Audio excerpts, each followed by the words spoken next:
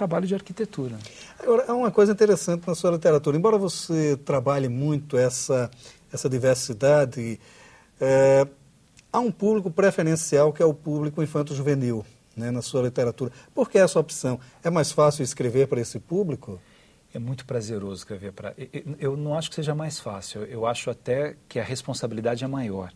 Quando você escreve um livro para uma criança, você tem que saber que essa criança ela não tem filtros psíquicos, né? A criança, ela recebe, ela traumatiza, ela fica com medo, ela tem pavor, ela entra em pânico com aquilo que ela leu. Então, o cuidado tem que ser maior, né? O cuidado que você está ali numa joia sendo lapidada. Mas, por outro lado, é muito interessante, assim, a reação das crianças.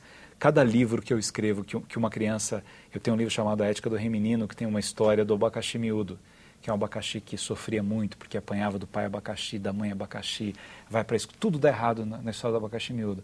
E onde tem criança que leu esse livro que eu encontro, e o livro é um livro grande, não tem só o abacaxi miúdo, o abacaxi é uma página do livro, mas todo mundo, as crianças vêm e falam assim, por que o abacaxi sofre tanto? E no fundo é um processo de identificação. A criança gosta muito do abacaxi porque ela se sente um abacaxi miúdo.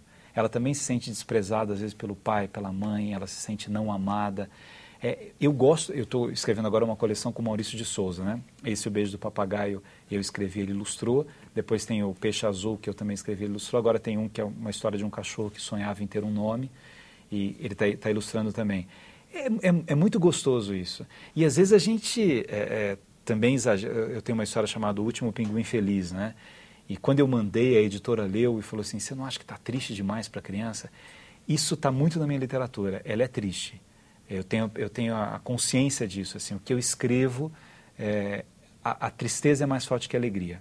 A não ser nos contos, que eu trabalho com uma certa ironia, assim, mas mesmo assim, o elemento da dor, para mim, é um elemento essencial na literatura e na vida. E eu acho que as pessoas aprendem muito com a dor. A dor faz com que a gente se conheça melhor, faz com que a gente se sinta, o que dizia Fernando Pessoa no começo da tabacaria, né? Eu não sou nada. A dor faz isso com a gente, né? Uma coisa até que eu ia comentar sobre os contos de Mulheres de Água e Homens de Cinza, eles são muito isso, né? Há uma carga, para usar um termo da moda down, muito intensa nesses contos, né? Agora, mas por quê? Há essa necessidade do livro ter, de certa forma, uma lição, uma necessidade de instigar o leitor a pensar sobre si próprio?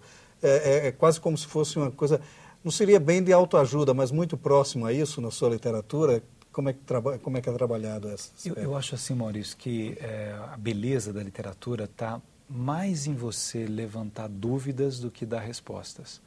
Eu fico muito preocupado. Quando é um livro de educação, os professores querem resposta, né? Então, eles vão ler um livro sobre bullying, querem saber o que eu faço. Então, às vezes eu dou um pouco de resposta em livros de educação. Mas na literatura, nos contos, né, é tudo aberto. Eu acho que quanto mais as pessoas... O Pequeno Filósofo, por exemplo, uma pessoa falou esse dia, não, mas o Pequeno Filósofo é tudo imaginação dele, não é? Ele criou, aí uma outra falou assim, esse Pequeno Filósofo é um anjo para ensinar que a gente tem que usar o coração, e cada um chega a uma conclusão. Aí é literatura. Eu acho que a dúvida, ela é um ingrediente fundamental na literatura. Então, eu não tenho essa preocupação de dar respostas, né? Mas eu tenho a preocupação de instigar. Eu fico feliz quando uma pessoa lê um livro meu, esse aqui O Sol Depois da Chuva é um romance, né? Ele não tem nada de didático. Agora, nesta ilha imaginária que está aqui, que é a Ilha da Aliança, uma menina, ela passava filmes para um menino que nunca tinha ido ao cinema. Pelos filmes, ela vai explicando coisas para ele, porque eu trabalho com uma intertextualidade aqui, né, semiótica, de cinema e obra literária e escrita. Então, alguém vê aquilo e fala assim, nossa, isso é legal porque leva a pessoa a refletir nisso ou naquilo, mas assim, não com essa finalidade de fazer com que quem lê esse livro tenha esse tipo de comportamento. Eu acho que o papel mais bonito da filosofia e da literatura é instigar a pessoa para que ela perceba os caminhos que ela quer seguir, né? Não a gente ditando quais são esses caminhos. Agora, essa sua relação com o público é uma coisa interessante, porque você vende bem, você tem uma vendagem imensa, né? Agora, como é essa relação com o público, né? Quer dizer, esses encontros com o público, qual é a reação deles diante de sua literatura? Há alguma surpresa nisso? Como é que se dá esse processo? Eu acho que as surpresas vêm mais às crianças. Os adultos têm uma tendência de elogiar, de gostar, quando perguntam de uma forma mais elegante, né? A criança é espontânea, né? Ela é inteira nas perguntas que ela faz. Então, eu tenho um livro chamado A Revolta dos Pequenos, e aí uma criança falou, esse livro a gente lê para ficar revoltado, porque os pequenos sofrem demais, né? Por que pequeno tem que sofrer? Que é um pouco a visão que ela tem ali. E eles perguntam coisas surpreendentes, né? Por que o pântano? Por que o mundo acabou? O mundo acabou, em determinado livro, da forma que é tratada. Para o escritor, é muito legal esse retorno do leitor, né?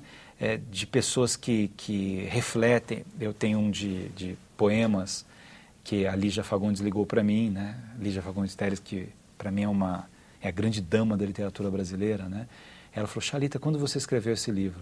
Eu falei, faz uns 5 anos, que era uma edição atualizada da Globo, né? Ela falou, você estava apaixonado quando você escreveu, eu tenho certeza. Ninguém escreve, aí ela lia trechos do livro para mim, isso sem sentir isso, porque é muita dor nesse livro. Você estava muito apaixonado. Aí ela começou a me contar coisas, e eu fiquei imaginando assim, quer dizer, eu despertei alguma coisa nela, vendo poemas, assim, frases poéticas num livro que chama Estações, que está ligado às estações da vida. Ali tem primavera, tem verão, e tem outono, tem inverno também. E o inverno da alma, o inverno da paixão, é um inverno profundamente doloroso. Quem passa pela experiência da paixão e de uma paixão não correspondida, não passa impune diante dessa experiência. O sofrimento de quem está apaixonado é quase que uma inundação do restante do mundo, né? Só fica uma ilha ali, mínima, que é a pessoa idolatrada, é objeto da minha paixão. E despertar isso em alguém depois de um poema, né? É muito interessante, é muito bonito isso. E por outro lado, Maurício, é livre, porque cada um conclui como quer.